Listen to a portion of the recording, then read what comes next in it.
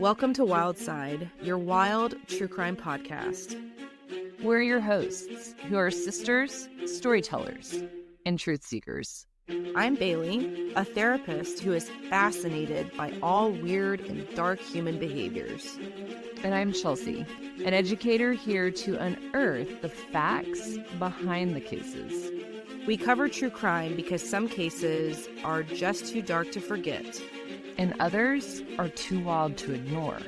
We're so glad you're here, so buckle up and enjoy the ride. Wildside. Hey guys, I hope everybody is doing peachy. Peachy keen. Y'all know what week it is. It is our Shortcide. It's the most wonderful time of the month. It is.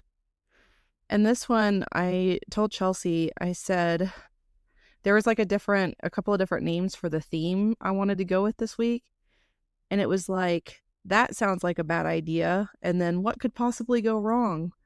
And so I was like, and she was like, what does that even mean? I was like, I don't know, just pick a case and we'll go with it. Exactly. So, all right, you guys. Well, we are just going to get to it because we are excited. I'm especially excited about mine that I want to present. And Chelsea, I think you're going to have so much fun with it. Yeah, like I said, anything that's a short side, it's a guarantee, like for me. 5 out of 5 stars. Would eat there again. So I'm starting us off, and mine is entitled Pepsi's Navy. So weird combination, but some things go together, right? Like, I don't know, mustard and cheese. Some people really like it. Some people, it can be a powerful thing for them. And let's just start there, right? That sometimes these two things that you don't think are related at all actually come together in a really interesting way. And there was a moment in history where the soda company, Pepsi, technically had more naval power than some countries. Excuse me? I was going to say, I'm going to do a pause so that you can chew on that just for a second. Did you say naval power? Yeah, as in the Navy, you can sail the 7 seas. Yeah, Pepsi had more power, more naval power than some countries. And not metaphorically, right? It's not like, oh, it was the best thing since sliced bread. I mean, it literally, they had control and power over this. Can we also just that Pepsi must be wild because you're talking about naval power? And then did you ever see that documentary about Pepsi, Where's My Jet? Did you ever see that? No. So it's basically like Pepsi in the 80s ran this ad that if you collected so many like cans or sold so many, I don't know, it was a promotion that was like unattainable, and this guy who was this super self-starter was like, I'm gonna do this because the giveaway was a jet. They were like, if you collect all of these things and sell all these things, we're gonna give you a jet. Well, he did it, and Pepsi like flaked out, and you know that Homer Simpson meme where he just like disappears into the bushes, right? Like falling back into the shrubberies. Yeah, well, he did that, and so there was a whole documentary that's like, Where's My Jet? And it's wild. So the fact that Pepsi is once again at the center of some wild shit like naval ships, I am here for it, I guess. I mean, I'm not a fan of Pepsi, so I feel like maybe instead of devoting their time into jets and the Navy, maybe they should just work on a better recipe, because it's Pepsi Like is a better pass. product. Yeah, it's a pass for me. Like, I don't love it. Oh. But Pepsi, for a brief but a very real moment, had submarines. 17 submarines. And the only reason this happened is because of one very specific problem, and that was that the Soviet Union loved Pepsi and had absolutely no way to pay for it. That should be its own kind of thing, right? Its own red flag, its own description. Like Russia, the USSR, which no offense, Russians, but y'all kind of have like the worst track record. If they love Pepsi, then you know it's rank. Yeah, I mean, I don't know. To me, it sounds like we're getting into a weird barter system. Like, I knew a dentist one time that used to trade dental work for like fresh eggs and chickens. Because I mean, the guy literally, couldn't pay for his dental work. And he was like, but I can give you all the fresh eggs and, chicken carcasses that you could use. And he was like, deal. So I feel like we're getting into this thing. Like, I just feel like we're going to be like, hey, you give us, cases of Pepsi and we'll give you our subs. But I don't know. We'll find out. Right. So now to understand how we got to Pepsi global beverage brand and part-time Navy dealer, right? You have to go back to 1959 at the height of the Cold War. The United States and the Soviet Union were deep in ideological opposition, right? Capitalism versus communism, democracy versus authoritarian control. Red Scare was kind of, I mean, it was just kind of a crazy time to be Yeah. alive, right? Yeah. Um, and they weren't shooting at each other directly, but the tension was absolutely constant. And yet, in the middle of all of that, they held a cultural exchange. Okay. So, the American National Exhibition in Moscow was essentially a giant showcase of American life. I mean, kind of strange, but it's what it was. Like, I hate you, but I'm gonna have a whole, like, basically live museum of all the things American that we love. Yeah. Yeah. I mean, it was just literally the strangest, like, frenemies, maybe type of thing. So it was, consumer goods, technology, appliances, everything that represented Western capitalism. And tucked inside that exhibition was a Pepsi booth. Pepsi had a very ambitious executive named Donald Kendall who saw something no one else really believed in at the time, and that was the Soviet Union as a potential market. Which, I mean, good for this guy, right? I mean, this literally, like we were saying, was a time when there was no way. I mean, it was very un-American of you to even think about doing any sort of business with Russia, Mm, right? sure. Yeah. So, I mean, good for this guy. And most people thought it was ridiculous, obviously. And I mean, again, we're talking about a closed communist economy, and the idea of selling soda there, I mean, really, I think un-American is the best word that I can come up with. It just felt very anti. But Kendall, he had a plan. He knew that the Soviet leader, Nikita Khrushchev, would be touring the exhibition in, like, with the US Vice President, Richard Nixon. And he had one goal, and that was to get a Pepsi into Khrushchev's hand.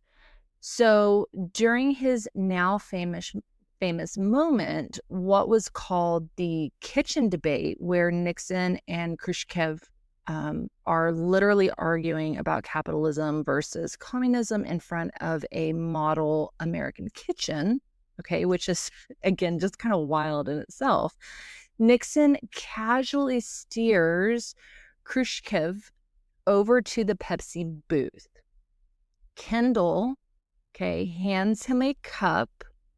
Khrushchev takes a sip, and just like that, bada bing, bada boom, Pepsi becomes the first American consumer product publicly enjoyed by a Soviet leader. Well, right, because they only had water, vodka, And and probably that was, broth, probably like and some yeah, weird vegetable bread broth or or something. like Siberian tiger broth. And Probably. Pepsi was probably the most amazing taste they'd ever had.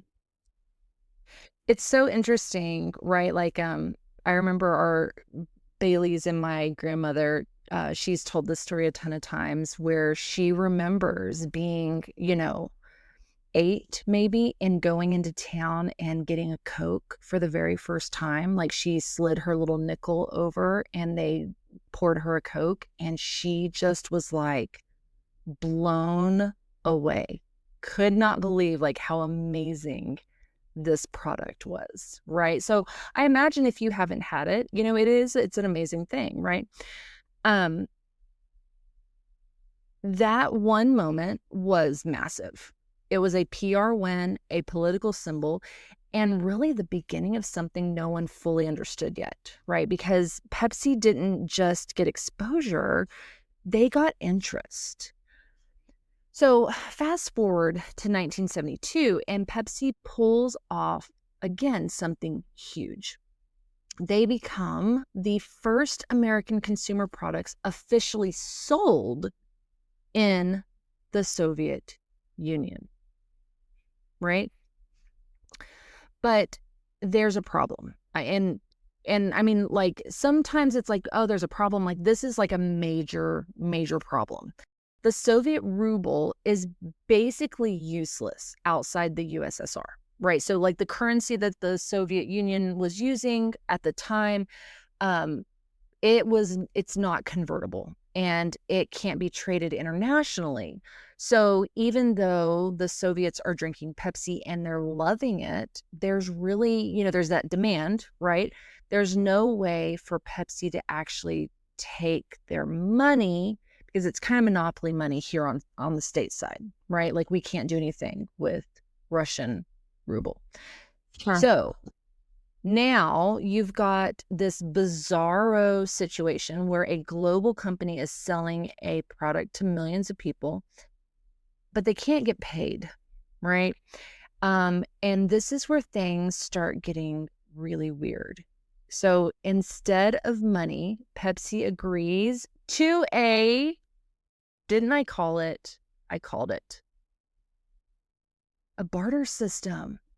Yeah. Like the dentist who used to barter the chickens, right? Like, in my mind, when I first started reading about this, I was like, this sounds like a barter system to me, right? So I was really excited to hear that, in fact, it did. Pepsi agreed to a barter system. So in exchange for their syrup, okay, they received the rights to distribute a certain type of vodka, a brand of vodka in the United States and other markets.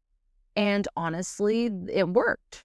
And Pepsi gets a valuable product that they can sell. The Soviet Union gets Pepsi. Everybody wins. It's one of the most unusual but effective trade deals of the Cold War. So kind of beverage for beverage, right? Pepsi syrup in exchange for vodka. I mean, it makes sense. But then, unfortunately, the system breaks. Okay, so in 1979, the Soviet Union invades Afghanistan, and the US responds with sanctions and consumer backlash, right? So suddenly, Russia vodka isn't exactly flying off American shelves anymore, right? It was kind of a protest against the USSR and their invasion in Afghanistan. And at the same time, Pepsi's contract with the Soviet Union is expiring. And, they needed a new deal. And once again, the Soviets have the same problem, no usable money. But this time, they don't have vodka either. Well, I mean, obviously they do have vodka, but vodka's it's not valuable right now, right? So that is kind of like not having vodka. What they do have, right, is a surplus of outdated military equipment.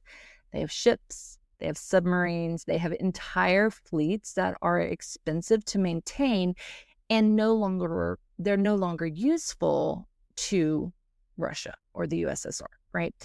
So again, we fast forward a little bit more. In 1989, the Soviet Union makes a deal. And they said, instead of cash and instead of vodka, they will give Pepsi, the Pepsi company, a fleet of naval vessels. And Pepsi says yes. Okay. Number one, what a Russia thing to do. Or USSR, whatevs. Right. Number two, why would you accept a fleet of naval vessels from the USSR? Like, what are you going to do with that? Right?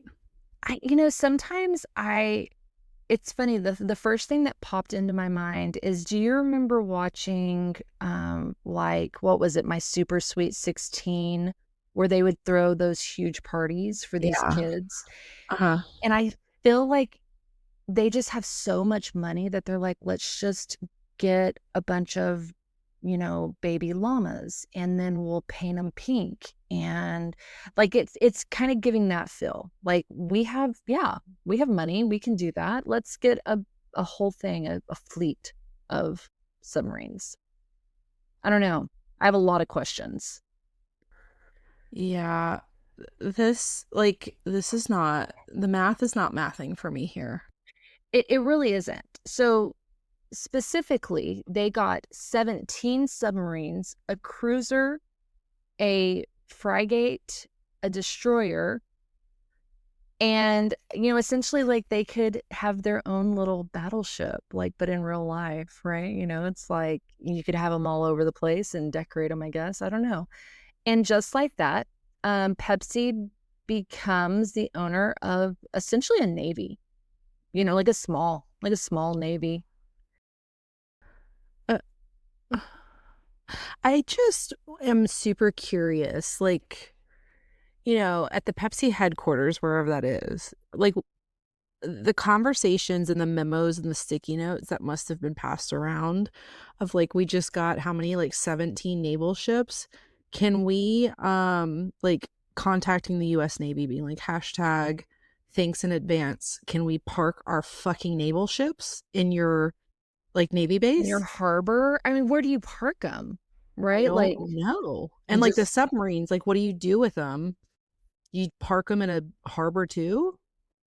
I don't know, but I feel like I'm gonna blame it on the 80s in general, because I mean, if anybody looked at what was going on in the 80s, the fact that people had like piano key ties and just the wild hairstyles in general, like, things where people were not okay, right? I think it was just like maybe the letdown of the Cold War in the 70s. Everybody were into drugs, and I don't know. I don't know, but Yeah, I was I'm gonna going say, to. I think this is also like everybody was on cocaine. Right. Well, yeah, because crack was whack, right? In the 80s, people didn't do crack, isn't that right? Yeah, and the and the cocaine was the thing to do. So I'm blaming it on that. That's the best thing that I can pin it on. And so, if you think about it, right, kind of looking back at this, at the count, right, the inventory list of 17 submarines and a cruiser and a frigate and a destroyer, and depending on how you measure it for a brief moment, that, quote, navy, if you will, was comparable in size to some countries' fleets at the time. Right. So Pepsi's little collection was actually as big as some like full-blown countries' fleets. Like, congratulations, the United States, for having the world's biggest navy, and congratulations, the United States, to Pepsi for having the world's second biggest navy. Right. Like, You're what? right. Yes, your honorable mention for second biggest navy, I don't know, right? Again, it's kind of wild. And obviously Pepsi was not about to start patrolling international waters which again, like you could have at least maybe done something useful with them, but they're not going to do that. They're not going to patrol international waters. They weren't training sailors. They weren't launching missions. They were doing what any reasonable soda company would do after inquiring or acquiring, I should say, military equipment. And that is they just turned around and sold it. Okay. I mean that makes sense, right? That makes sense, but who are you selling it to? Are you selling it to like our own whole military? Well, so interestingly enough, almost immediately, Pepsi acted as a middleman, transferring the ships to a Scandinavian company, Scandinavian company for scrap metal. I mean, okay. As long as there was like an agreement that, hey, you guys up in the Scandinavian area, y'all need to pinky promise that you're not going to use this entire fleet we're selling you to attack us. You have to make sure that you turn it into scrap metal.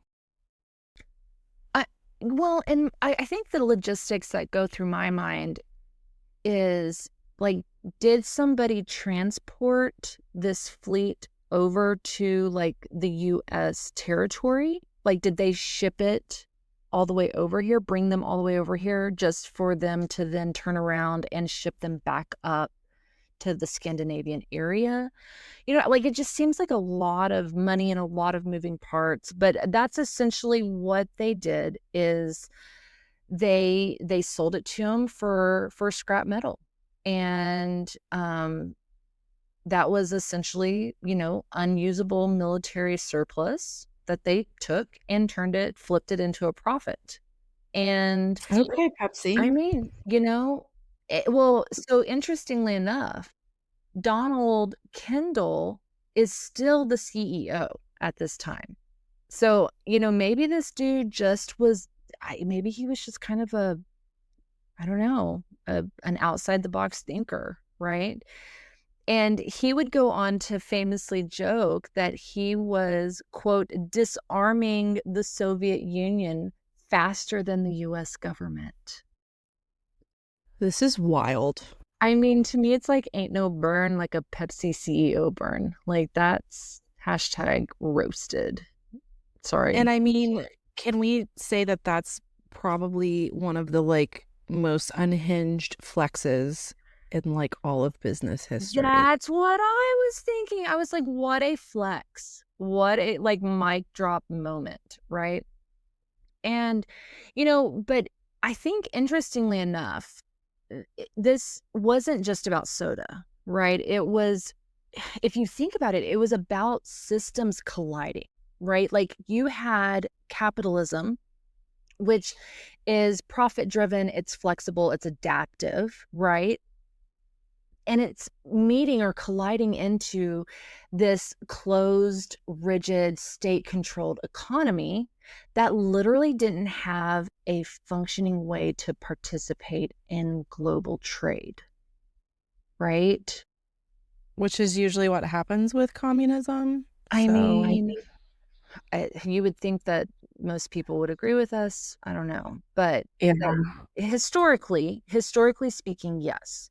And when two systems, like when these two systems tried to work together, they really had to get creative. And, you know, creative in this case meant here, take some submarines for that sweet, sweet Pepsi Cola syrup.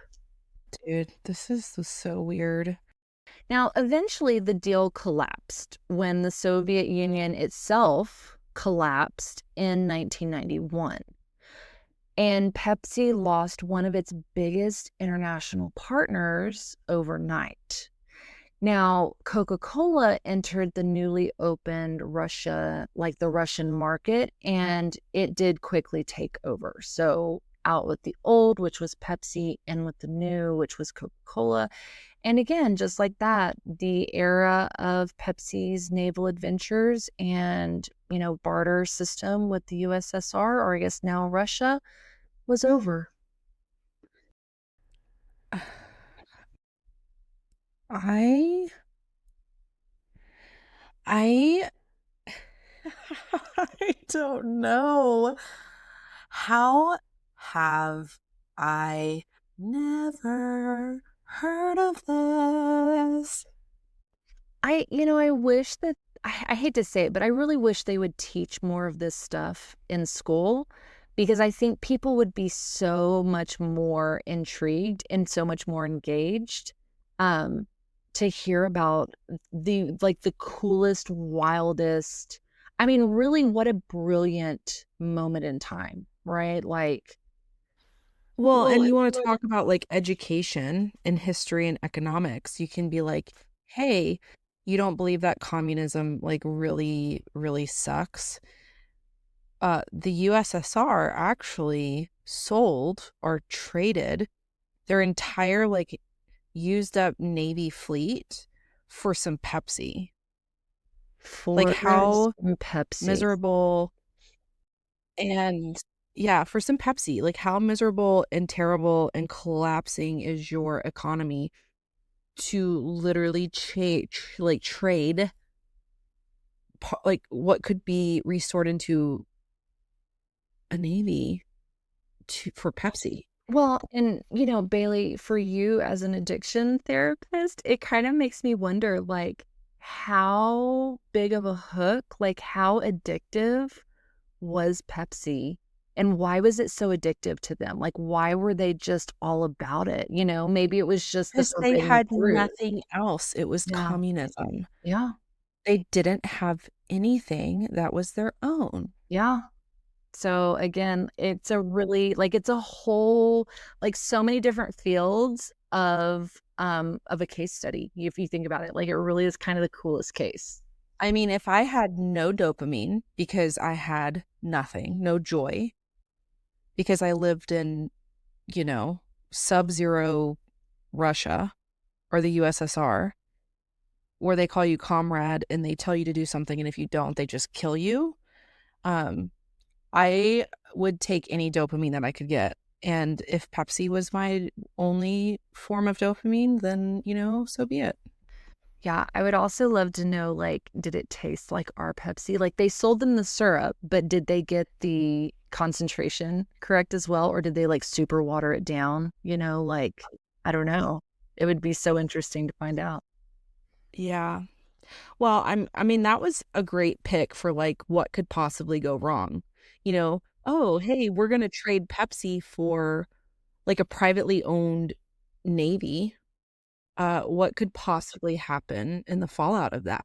Yeah, exactly. So that is mine. That's the story of once upon a time, the Pepsi Cola company had a full fleet, a full naval fleet, enough to play a real life game of battleships with. That's so wild. That is so wild. Okay, now I have to get over my shock from this because now I have to shift into something that's just as wild, but in like a different context in a different way, right? And so my case is really have to do with like that's a really bad idea, okay? And we go back a little bit in time to the 30s. Okay? So 1932, we're looking at you Australia and your government in 1932 and it was one of those like this is a really bad idea. And if I had to give you like just some words without stringing them together in correct English, it would be machine guns, military, birds, and war. That is giving like The Office, like Bear beats Battlestar Galactica, like just the most random, useless string of words. Yeah. Yes. So we are in the aftermath of World War One. Okay. Thousands of Australian soldiers are returning home and they're given land in Western Australia as part of a government program that was meant to help them rebuild their lives, and that was through farming. The problem was the land that they were being given wasn't exactly like prime farmland. It was dry, difficult, unpredictable. And so, right after that, around that time, the Great Depression hit. Wheat prices dropped, and suddenly, these farmers are just hanging on by a thread. And then, out of nowhere, the emus start showing up. So emus, as in like those are the super huge, they're kind of mean birds, right? There's like emu oil that you can use Yeah. on your cracked, dry skin, that sort of stuff. Yep. The And like massive, they showed up in that western, like supposed to be farmland, but it's kind of crappy land area. yeah, Okay. the massive, flightless, super fast, chaotic birds showed up. About 20,000 of them. Let me tell you something. Let me tell you something. Have you ever been around them? Have you ever been around an emu? I've seen videos. Okay. So we went through one of those drive-through safaris. Do you know what I'm talking about? Yeah, for sure. A couple of years ago here, I don't know, kind of central Texas. And let me tell you something. Let me tell you something. Let me tell you something. Let me tell you something. If there is an animal in the wild that does recreational drugs, it is the emu. Like, this thing is literally the wildest. Like, when you said chaotic, this thing, they run faster than a striped butt ape. Like, they are so fast. They run like zigzag patterns. They are all over the place. Like, they are scary and mean and big. And Uh-huh. I would be terrified to see 20,000 of them Uh-huh. encroaching upon me. Yeah.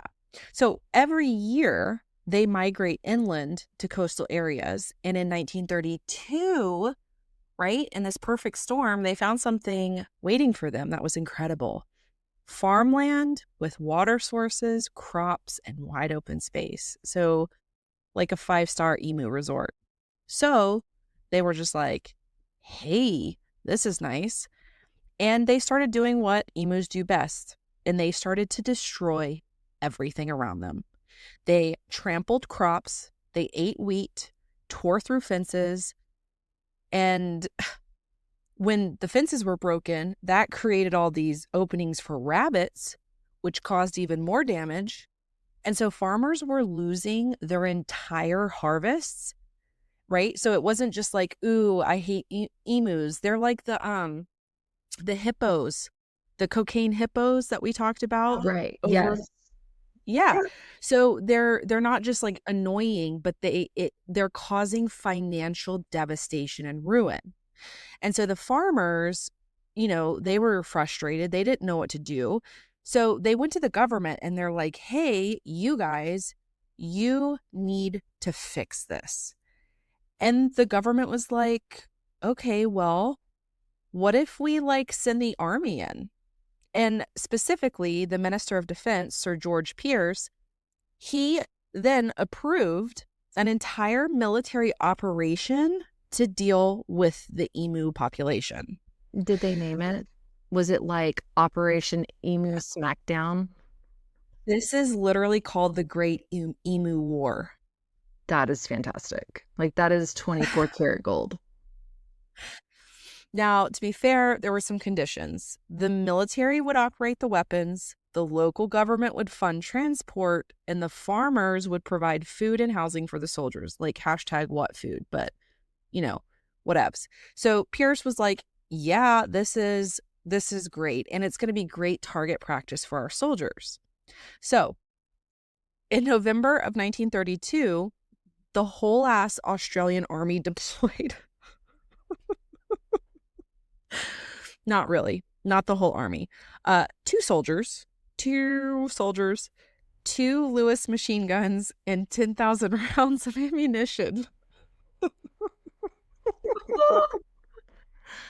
Oh my gosh. Don't you know that they were like, what two dudes do you hate the most? And they're like, I hate that dude Bart and I hate that guy Philip. I hate those guys. And they're like, hey, guess what?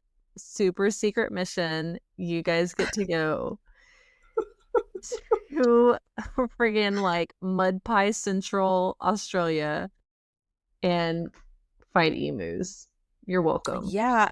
And you better not miss because you each get 10,000 rounds of ammunition and there are 20,000 emus. Oh yeah, I guess we didn't do that quick math. Like seriously, I think they just hated these guys. I think they literally were like, I hate these two guys. It's like David from the Bible when he fell in love with Bathsheba and sent her husband to the front line just to get him killed off so that he could have her. Like it's giving those types of vibes, right? Yeah, for sure. So they send these two guys, and the first engagement, quote unquote, happened on November 2nd. The soldiers spotted about 50 emus. And so they were like, cool, we're going to herd them into a group and then we're going to open fire. But the emus would not cooperate. Instead of clustering together like nice, convenient targets, they scatter in a million different directions. They break into smaller groups, they sprinted in different directions, and just FYI, they can run up to 30 miles an hour. Okay. I'm telling you, they are fast and terrifying. Fast, They like are menaces. it's like Chick-fil-A playground at noontime, like that sort of chaos. Like all these random things running all over the place. They're super fast, they're super angry. It's exactly what it's like. Yeah. So you've got these soldiers, heavy machine guns, just blazing into these fast moving targets across open land. Okay. They were able to kill like a dozen. Not a super great start to the emu wars, okay? But little did they know things were about to get worse because 2 days later on November 4th, they found what looked like the perfect opportunity. There was over 1,000 emus and they were headed toward a dam. And so they were like, okay, we're going to wait until the birds get close. They line up the shot, open fired, and the gun jammed. After about 12 birds were killed. So they've killed 12 or 24 emus out of 20,000. And of course, the rest of the emus scattered, gone. So we're still like close to 20,000 running around. So at this point, the soldiers are like, okay, this is this is the worst assignment I've ever had. But they also started to notice that the emus were actually pretty smart and they started to adapt. So the birds, because this also makes me think of Jurassic Park and like the theory of raptors being more like birds. So imagine Right. emus being like raptors, right? And so what they found is these emus started to move in like coordinated groups, almost like units. There was a lead bird who was like larger, watchful as like a lookout. And then when danger would approach, it would signal to the others and they would scatter before the soldiers could get a clean shot, right? They were adapting to these two guys with machine guns, like trying to mow them down. And at one point, the soldiers tried mounting a machine gun to a truck to chase them, which, sounds good in theory, but in reality, the truck couldn't even keep up.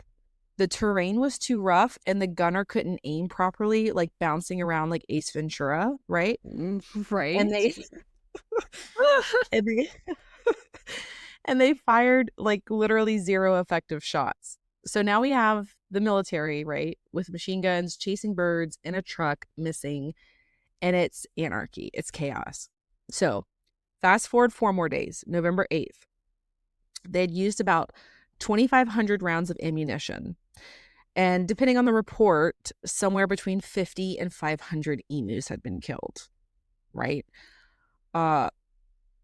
They were just like, this is really hard and it sucks. And so the media caught wind of this and had a freaking field day.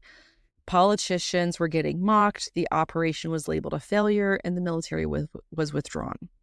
And the emus remained. But the story doesn't end there, because the emus obviously kept doing what they were doing, destroying crops. And now the farmers that were understandably desperate asked for help again. And the government was like, sure, let's try this again for round 2. So the military returned later that month. This time, things went slightly better. And over several weeks, they killed 1,000 emus I mean, out of again, 20,000. I mean, it's kind of a drop in the bucket. Like, Yeah.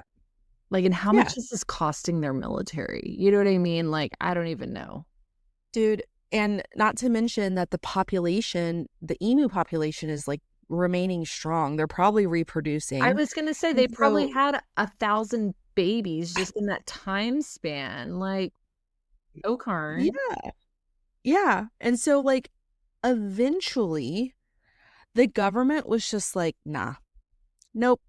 And everybody was like, nope, like, you can't fight 20,000 emus with like what we're willing to, pay or take away. Because again, this is right after the Great Depression. So it's not like they had unlimited ammunition, right?